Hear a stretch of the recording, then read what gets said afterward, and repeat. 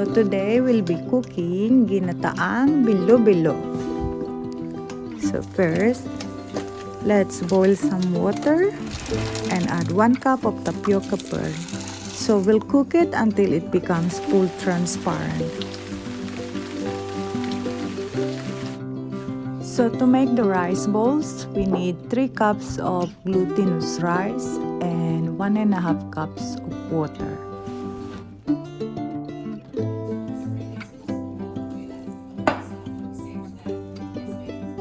I think it's ready, Papa. Yeah, it is. I think. Let's start making our balls. Yes, that's a good sign. Take about half tablespoon and roll it into a little balls. Also need sugar bananas, sweet potato, and a can of jackfruit. Just cut it into small pieces. Do not throw away the syrup of jackfruit as we will need it later. Yeah.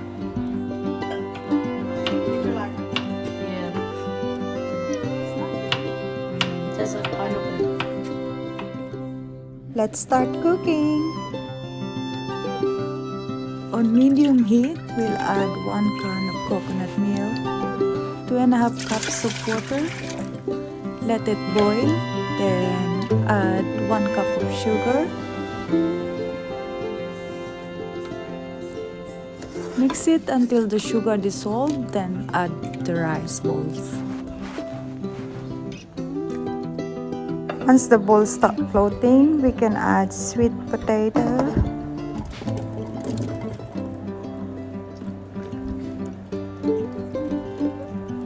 mix it gently, then the jackfruit syrup.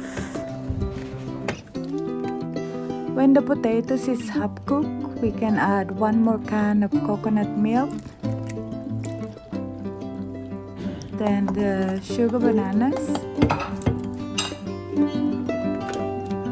mix it gently, and then the tapioca pearl and the jackfruit.